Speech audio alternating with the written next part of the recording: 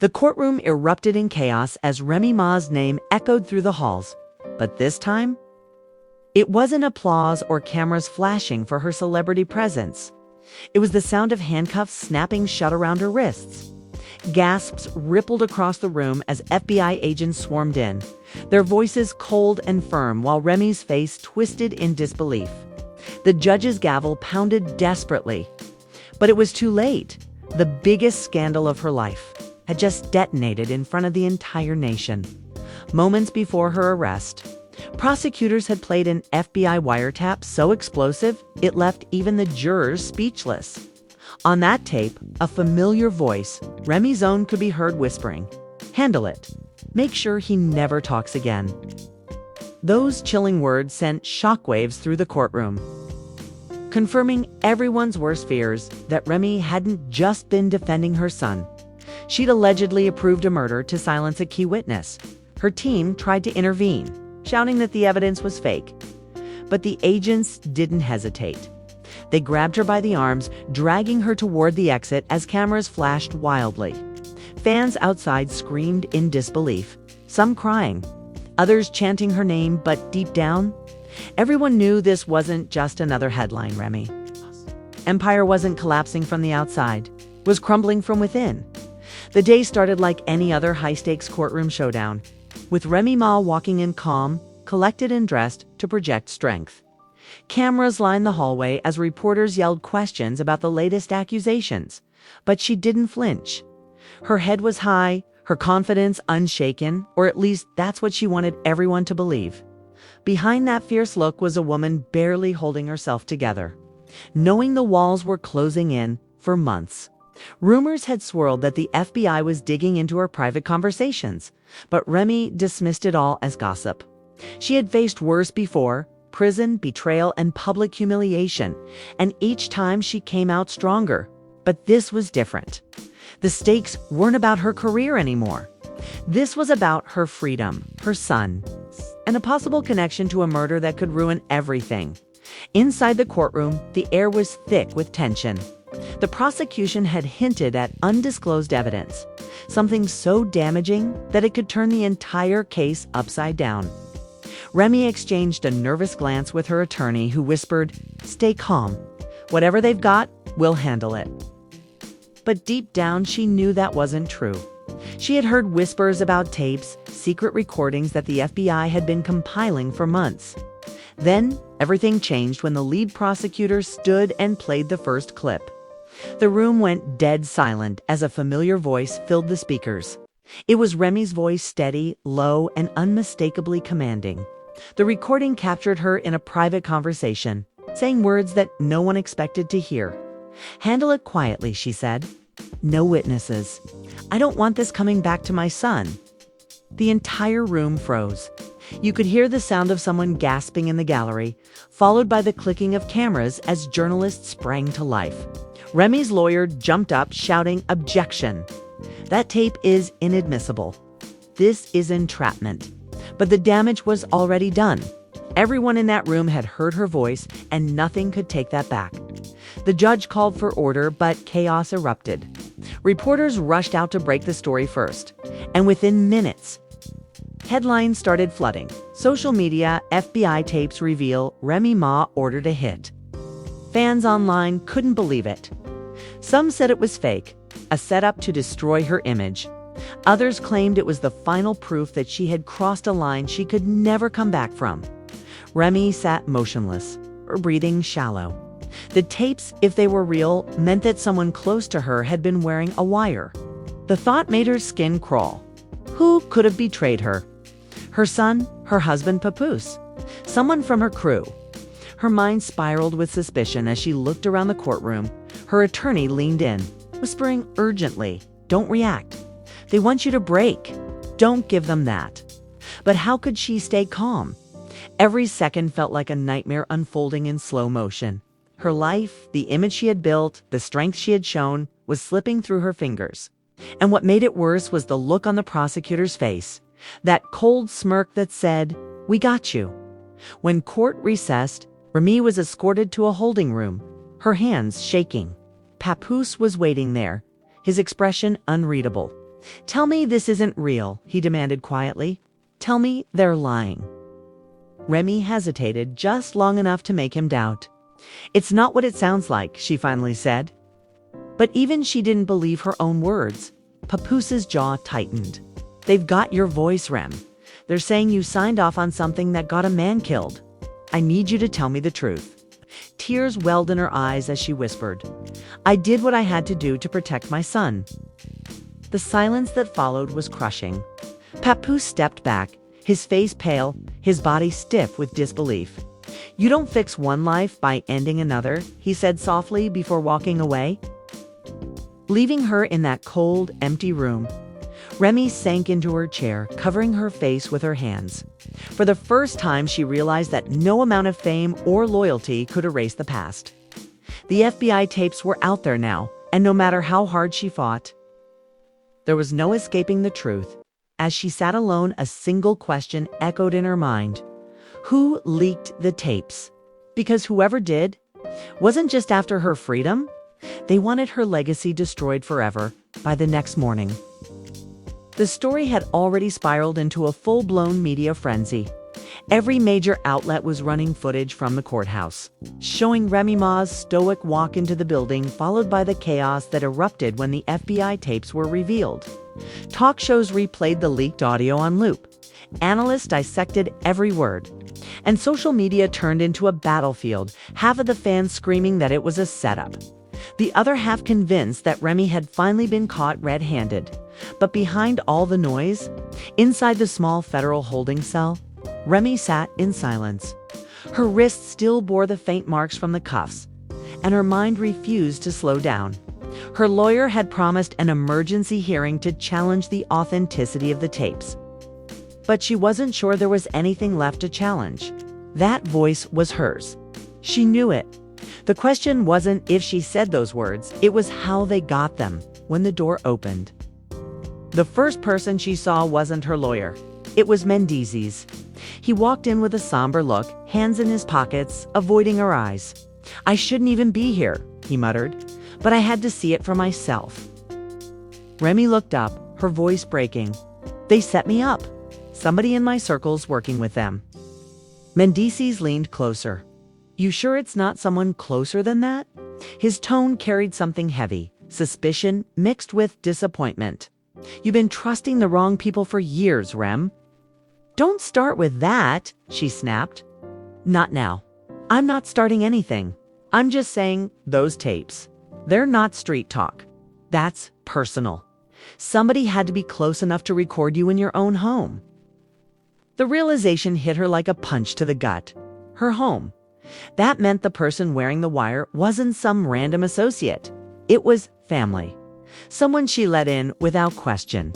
The cell door opened again. This time, her lawyer entered, holding a file and looking grim. "They're going public with the full transcripts," he said quietly. "And there's more than one tape. There are 6. Remy's stomach turned. 6. He nodded. "The FBI says you were caught on multiple recordings, giving approval for retaliation. They're saying you orchestrated a plan, not just one incident, but a pattern." She slammed her fist against the metal table. "That's a lie. I told them to keep my son safe. That's all I ever said." Her lawyer hesitated. "The problem is, they've got your signature too." He slid a document across the table, a printed page marked with a faint signature at the bottom. "They're calling it authorization. Some kind of payment order tied to a protection fee." Remy stared at the paper, her eyes wide. It was her signature. The same one she'd used on dozens of contracts, now twisted into evidence of a crime. "I didn't know what I was signing," she whispered. "It was business, part of the label expenses." "That's not how they're seeing it," he said grimly. "The feds think this is their smoking gun." The words made her dizzy. She pushed the document away, shaking her head. "They can't do this. They can't just turn my words around." But even as she said it, she knew they could, and they would, outside. The courthouse steps were packed with protesters and supporters. Papoose stood apart from the crowd, arms folded, surrounded by reporters. When one of them asked if he believed the tapes were real, he didn't answer right away. "All I know," he finally said, is the woman I married wouldn't do something like this. But I've also learned not to say what someone wouldn't do when they're desperate. Not to say what someone wouldn't do when they're desperate. The clip went viral within minutes. Fans flooded his comments, half praising his loyalty, half accusing him of turning his back on her. But what nobody saw was what happened right after, when Papoose got into his car, locked the doors, and played the FBI tape on his phone again. This time, he listened closer. The voice was definitely Remy's, but something about the background didn't fit. There was faint static. Then a second voice, muffled, but familiar. "Make sure she gets the message," it said right before the clip cut out. Papoose's eyes narrowed. That wasn't part of the recording that was played in court.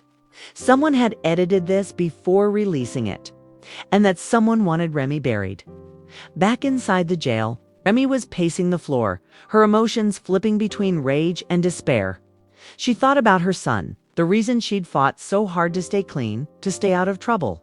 If these tapes stuck, everything she'd sacrificed would be for nothing. Then came a knock on the wall, a guard's voice echoing, "You got another visitor." Remy froze when the door opened again. This time, it was Yandi.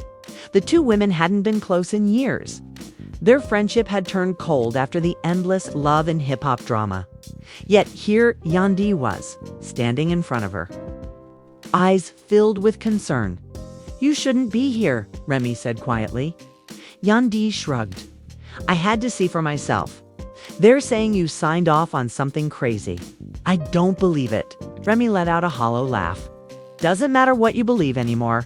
They've already decided who I am." Yandi stepped closer. "No, what they decided is who they can use. This isn't about you, Remy. It's about control, about taking down whoever still has a voice in the streets." For the first time all day, Remy looked up with a flicker of hope. "You think someone planted this?" "I don't think," Yandi said. "I know. You were too careful to get caught like this. Somebody close to you set this whole thing up, and whoever it was, they're still out there watching you fall." Remy's jaw clenched. "Then I'm not going down alone."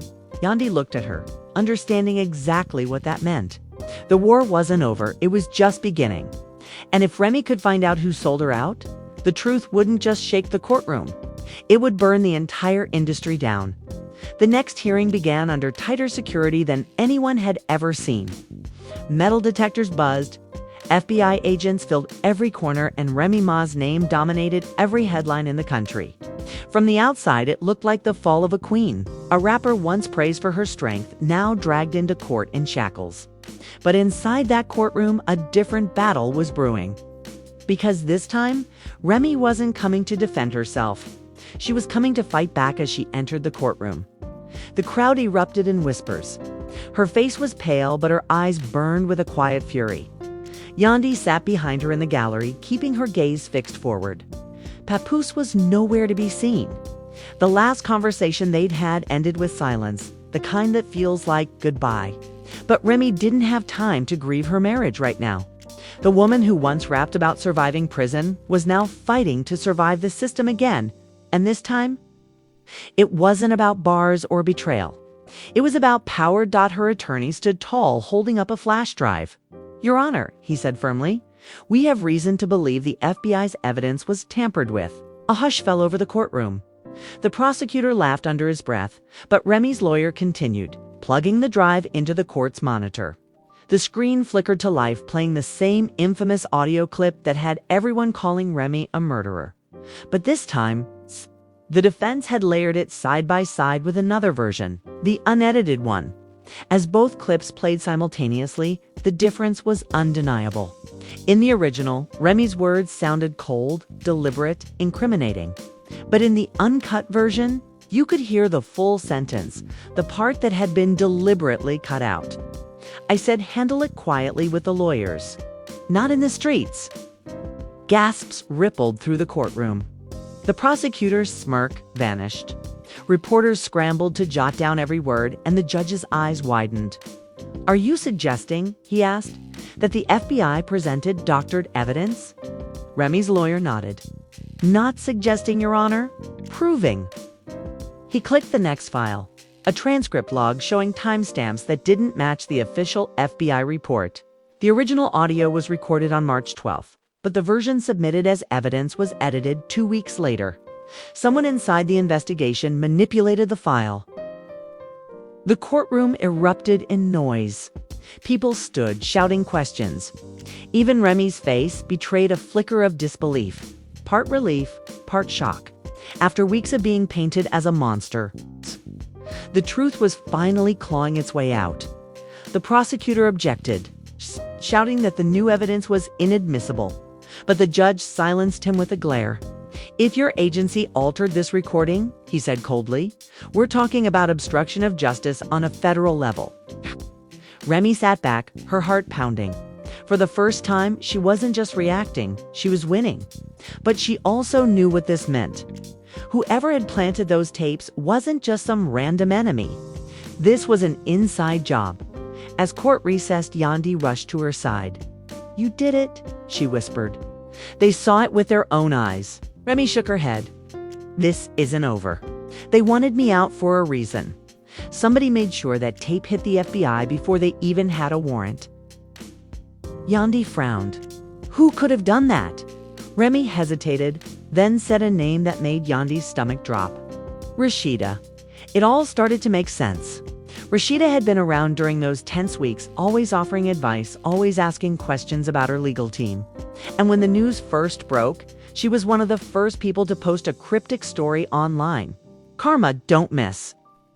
She had access, Remy continued, to my home, my calls, my meetings. She's been working with them. Yandi's eyes widened. Remy, if that's true, it is true. Remy cut her off. And when I walk out of here, I'm finding her. Later that evening, while the FBI scrambled to defend itself from public backlash, Remy's team filed a motion demanding the full chain of custody for all evidence. By midnight, the motion was granted, and that's when everything cracked. Open.internal records revealed that one of the audio files had been transferred to the Bureau from an unnamed outside source the day before it was used in court. That source was traced to a private PR firm connected to Rashida Management Group. Remy's lawyer didn't wait. He called an emergency press conference, standing outside the courthouse with the city lights behind him. "My client has been framed," he declared. "This entire case is built on falsified evidence. The FBI didn't catch a killer. They got played." The clip went viral within hours. Fans who'd once turned against Remy were now demanding justice. Hashtags like #FreeRemy and #FBIFrameJob began trending nationwide. But back in her cell, Remy couldn't celebrate. She sat quietly on the edge of her bunk, replaying the events in her head. Rashida, the betrayal, the way everything had been twisted to look like her doing. It wasn't just about a case anymore. It was about survival in a world where loyalty had a price. When the guard opened her door, she looked up, expecting her lawyer. But it wasn't him. It was Papoose. He looked exhausted, eyes red, voice low. "I saw the new evidence," he said. "I should have known you'd never do that." Remy's lip trembled. "I didn't, Pap. I swear I didn't." He stepped closer, taking her hand through the bars. "They broke us once before. Don't let them do it again." The next morning, the judge ordered Remy's immediate release pending investigation into FBI misconduct. As she walked out of the courthouse, cameras flashed, fans screamed. And Yandi stood waiting by the car with a faint smile. "You're free for now," Yandi said softly. Remy nodded. "For now. But they're gonna wish they'd never come for me, 'cause she wasn't done fighting." The same system that tried to bury her had just handed her a new weapon, the truth. And Remy Ma wasn't walking away quietly. What just happened inside that courtroom might go down as one of the biggest legal turnarounds in hip-hop history. Remy Ma, once branded as guilty by headlines, just flipped the entire system on its head, exposing corruption, betrayal, and a conspiracy that reached far beyond the courtroom walls. But this isn't over. Not even close. The FBI's credibility is under fire. Rashida's name is being whispered in every corner of the industry. And the streets are waiting to see what Remy does next. Is she really free? Or just one step ahead of a system that still wants her silenced? Who else was involved in leaking those tapes? And how deep does this betrayal go? One thing's for sure. Remy Ma isn't running anymore. She's rebuilding, rethinking, and getting ready for her next move. And if history's any clue, it's going to be explosive. The world may have watched her fall, but now everyone's watching her rise back up with vengeance in her eyes and fire in her soul. Stay locked in, because what comes next isn't just redemption. It's revenge. It's revenge.